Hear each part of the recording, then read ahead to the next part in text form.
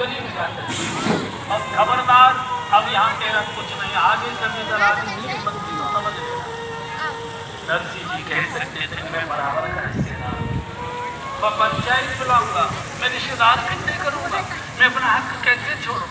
लेकिन नरसिंह सोचते जब परमात्मा ने ठोकर ही लिखी है तो वो तो खाली पड़ी। अवश्य में भोक्तव्यम कृष्ण जी को भी रो रो के प्राण छोड़ने पड़ेंगे।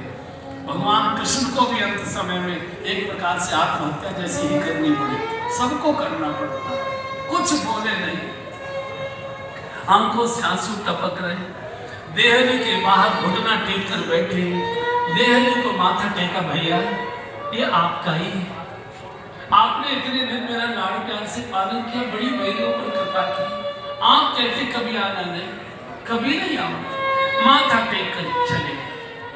जूनागढ़ में जंगल बहुत है, शेर चीते उनका जंगल, वन जूनागढ़ का वन प्रसिद्ध है। वन में प्रवेश कर गए, चलते चलते चलते चलते अंदर वन में छोटा सा शंकर जी का शिवालय मंदिर दिखाई दिया। शंकर जी के मंदिर में कभी किवाड़ नहीं होती, किसी शंकर जी के मंदिर में किवाड़ नहीं है, क्योंकि शंकर जी काल के देवता हैं, नौरहट में रहते हैं और नौरहट में तो 24 घंटे किवाड़ें खुली रहती है। शंकर जी कब कौन आज बैठ गए, बेटी को माथा टेका बैठ, जंगल है। एक दिन हुआ, 2 दिन हुए, तीसरा दिन बीत होता था। पार्वती जी ने भगवान शिव का प्रभु मैं जगदम्बा हूँ, भवानी हूँ, जगत माता कही जाती हूँ और आप जगत पिता कहे जाते हैं महाराज, भोलेनाथ कहे जाते, इतने क्रोध कठोर कैसे हो गए? 3 दिन से भूखा प्यासा बालक मेरे द्वार पर बैठा है, आपको तरस नहीं आ रहा?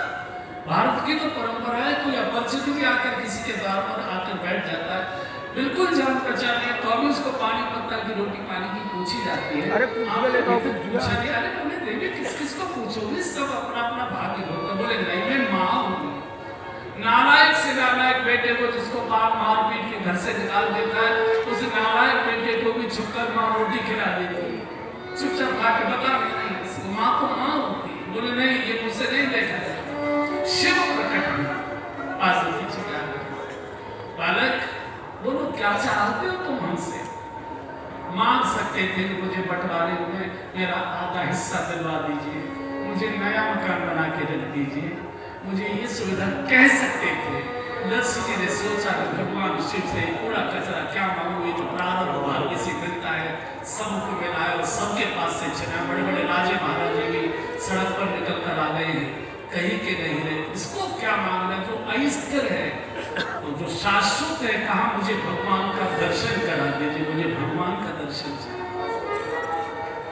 शंकर जी ने कहा कि एकदम नहीं होंगे, भजन करना पड़ेगा, प्रतीक्षा करनी पड़ेगी। भगवान भजन से और प्रतीक्षा से मिलते जाओ। जूनागढ़ के उस मोहल्ले में एक पुराना सा मंदिर है भगवान का, श्याम सुंदर वहाँ विराजमान है, वहाँ कोई पुजारी नहीं है, मोहल्ले की माताएं सेवा पूजा करती हैं, तुम वहाँ रहो, भगवान की सेवा पूजा करो, वही भगवान का सुमरण करो, तुमको प्रकट भगवान के दर्शन होंगे, हमारा आशीर्वाद अंतर ध्यान होगे।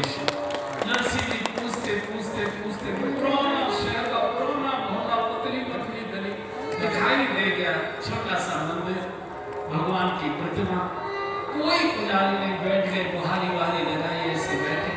मोहल्ले की माताएं ही करती थी जो सेवा पूजा करती थी। माताओं को पता लगा कि कोई ये बेचारा भिखारी सा आया है तो भक्त सेवा पूजा कर रहा है, बुहारी भी लगा देता है, तो माताओं को तरस आ गया और माताओं ने तय कर दिया कि सोमवार को तेरे यहाँ से भोजन आएगा, मंगल को तेरे यहाँ से आएगा, बुध को तेरे यहाँ से आएगा, बृहस्पति को तेरे यहाँ से आएगा। सब घर बट गए, सबको बांध दिया। ये भोजन की प्रथा हमने भी पालन की है बहुत लंबे समय तक। इस प्रकार हमने भी भोजन किया, इतवार को किया, सोमवार को किया, मंगल को किया, और कई बार तो ऐसा होता था कि जिसके मंगल को भोजन होता था तो और हम संयोग से किसी काम से सोमवार को पहुंच जाए, इतवार को पहुंच जाए, तो भीतर से चौके में से महिला कह देती थी, बहन कह देती थी, भाई साहब हमारा तो मंगलवार को नंबर है, आज को नंबर ना। बड़ा मुश्किल होता है, ये जो पद्धति है ये बड़ी कष्टकारक हुआ करती है। इधर रामा ने भी अपनी ससुराल में एक बेटी को जन्म दिया, बड़ी लाड़ प्यार से बिटिया पाली, बहुत सुंदर बेटी। धीरे धीरे रामा की बेटी भी शादी के योग्य हो गई, शादी तय हो गई। रामा के ससुर ने अपने पुत्र को कहा, नरसिंह जी के दामाद को कहा कि बेटा, वैसे तो हमने सुना कि तेरा ससुर संपत्ति से बेदखल कर दिया गया है, उसके पास अपना रहने का, खाने पीने का कोई साधन है, तो लेकिन हमारी मजबूरी है, हमारी देहली पर पहली बार कोई मांगलिक कार्य होने जा रहा है, बिटिया की शादी है, ये मांगने देने को कुछ भी नहीं है, लेकिन हम चाहते हैं शगुन के लिए भात के पत्र का उसको जरूर दे जाए कि उसका मन होगा। अगर हमने पत्र नहीं भेजा तो वो उड़ाना देगा, हमको लटका देगा कि मैंने इतनी संपत्ति जोड़ रखी थी बेटी के लिए, ये सामान सजो के रखा था, आपने मुझे पत्र क्यों नहीं भेजा? वहाँ से लौट कर आएगा, गाँव में सारे में बदनामी करेगा, इतने बड़े बाप की बेटी को ऐसा